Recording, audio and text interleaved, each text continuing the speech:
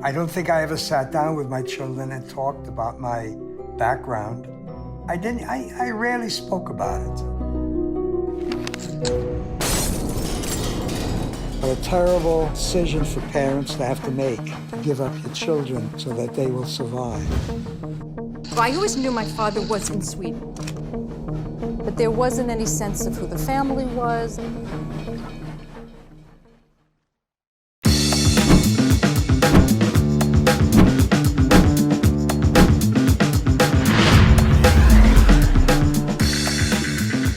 Kevin Wood back with you after a short break, taking a few weeks off, getting ourselves reset. We do have a new studio. We're in the midst of building it.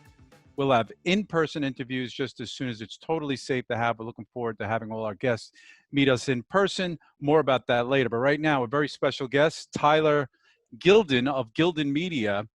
Tyler is a filmmaker. I was really, some of you know, that's my interest, and I've made a few films. So I said, hey, Tyler, come on, let's talk about your projects. Let's talk about what you're passionate about.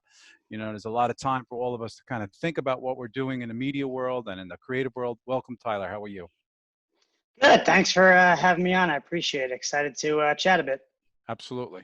So give us a little of your background and your interest in film and what you're doing now. Sure. Yeah. So, well, I guess I've been into filmmaking for pretty much majority of my life. I obviously, from a Long Island standpoint, about a decade ago, did the Nassau County State of Mind video that was a pretty popular parody that I still occasionally get recognized in Nassau and some dirty looks in Suffolk for. But yeah, no, I've enjoyed filmmaking, and I've tried to build upon that. And yeah, my most recent project is a documentary on my grandfather's life. It's called The Starfish, and it is currently available on Apple TV, Prime Video, Vimeo On Demand, Vudu, and Google Play. Pretty excited about that. It released in May, and the film is about my grandfather, who, when he was 10 years old and his sisters were 12 and 14, growing up in Germany, their parents sent them to live with 3 non-Jewish families in Sweden in order to escape Nazi Germany. And it follows the journey, a very long journey it took them to ultimately make it to the US, and the life my grandfather went on to live and building, most of which was on Long Island, his business on Long Island as well, and ultimately culminated in them 60 years later returning to Sweden to reconnect with some of those family members who had taken them in. So it's a nice feel-good story that I think people can appreciate right now. So did you get this idea from growing up and hearing his stories, or is it something you recognize that, hey, I should document this? This is pretty unique. Yeah, no, I always knew my grandfather had a unique backstory, but I didn't really know the details of it. He was not somebody who was nostalgic. He wasn't a storyteller. He wasn't somebody who would really sit you down and tell you about his childhood. He was very much, well, he was more interested in me or you and what you were doing, and to give wisdom on that and just focus on the future. Very serious, business-oriented guy. But it was really when his older sister, Seal, had passed away in 2017, it was in February of 2017, at the funeral, he was giving his eulogy, and it was the first time I had really ever heard him tell some of these stories and just describe how important his sister was in his life. And immediately when we left, I said to one of my siblings, how have I never sat Grandpa down and just filmed him telling his story?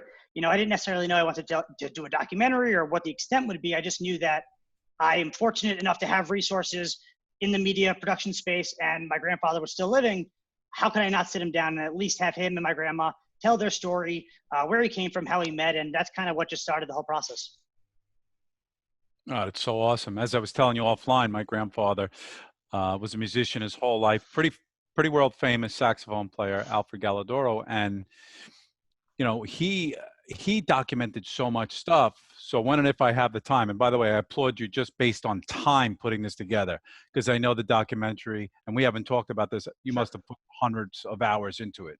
And I can't find that time to do that because I don't want to do it, so to speak, halfway. So you need a lot of time, I think, to do it right.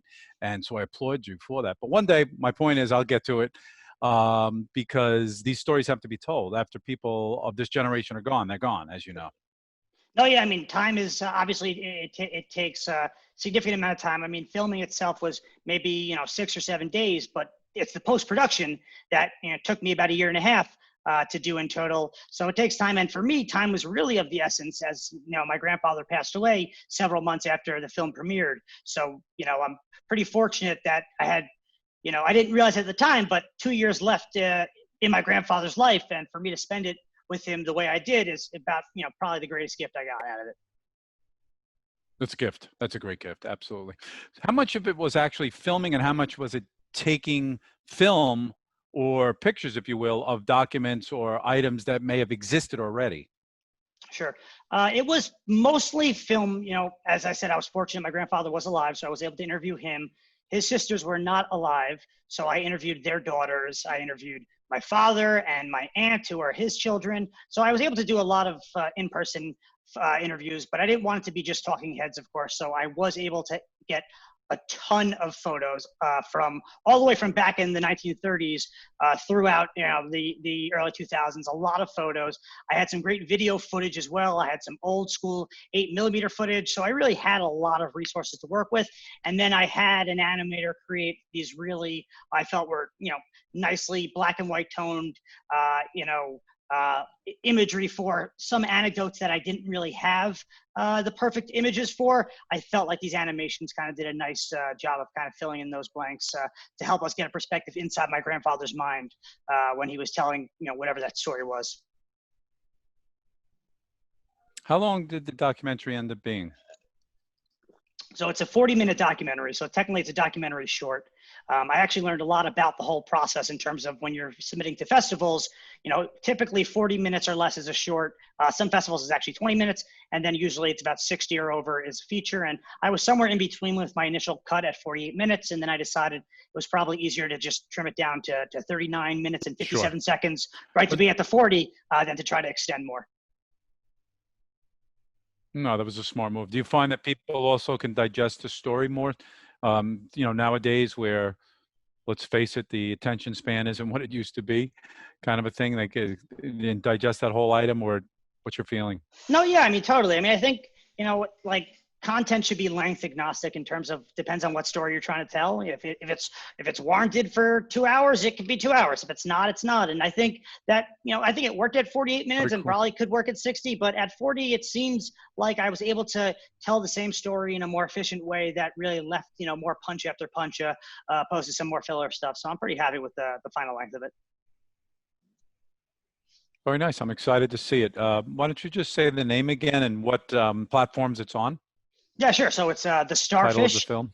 The film is called The Starfish, and it's currently available on Apple TV, on Prime, Vimeo on Demand, Vudu, and Google Play. You could also find a direct, genius hyperlink to any of those on my website, Gildin Media or thestarfishfilm.com. By the way, why The Starfish? Why that title? So it actually has to do with a parable. I don't know if you've ever heard of the starfish story about a man on the beach who, there's essentially starfish are washed up all along the shore, and there's a man on the beach who sees a young boy throwing starfish back into the ocean and says to him, there's so many starfish. You'll never be able to get them all back in. How could you make a difference? And the kid picks up one starfish, throws it back, and says, "To that one, I made a difference." So it's that idea. That's pretty much a theme throughout the film. It's also a parable that my grandfather shares in the film as well. So it just seemed pretty fitting to me. Very cool. Well, I'm looking forward to that. What's the future look for you in terms of a company or something creative that you may be working on in the future? Aspirations, goals. Sure. Yeah. Well, first, I'd love to be able to film more. COVID has not been the easiest thing for me. I think the production business, I'm sure as well, in a whole, it's been tough because you've got to be creative. I'm doing a lot of post-producing work where I'm, so I currently have Gildin Media, which is my production company. And a lot of what I do is work with brands, a lot of direct-to-consumer brands, but any brand in general, creating their video content, typically social video content. And I've been doing a lot of post-producing with some of my brands who have not felt it's the right time to be filming yet, but things are starting to open up now. I think people are starting to realize there are ways to safely, Exactly. And there's ways to safely produce content in a ways where maybe you're not on a mega definitely. studio set, which I'm never on really, but if it's a small controlled set, and especially if it's a product shoot or it's, if you're using the right precautions, filming can keep happening. So I have a bunch of stuff starting to open up now that I'm pretty excited about. It's funny. I saw Jimmy Fallon last night, and I like him a lot. I thought what he did fell flat last night. I felt the fact that the audience wasn't there, and I did not enjoy it because of that. That's not all. You're not doing that Sure. some or most of the time, but when things change, it's a little weird, I guess is what I'm saying. So I'm sure he wants things normalized as much as possible. No, I mean, if your show is supposed to be in front of a live studio Yeah. audience and there's no live studio audience, that's obviously very strange. Yeah. That's kind of like the same way I look at, I have some experience, doing stand-up comedy as well, and I've done a bunch, and I still do. Been on hiatus, obviously, but I know a lot of comedians doing Zoom comedy shows, and I kind of feel the same way. That's a huge part of comedy is getting that kind of feeling and reaction from the audience to build off of, and not having that is strange. But people, listen, it's the same way people, you want to stay hungry and keep working. You find creative ways that Yep. match the times. But hopefully, measures will be taken where things can get a little bit back to normal, even if we're not 100% there, anytime soon. That's exactly what I've been saying. We're just here to make that bridge to get back to better times, no doubt about it.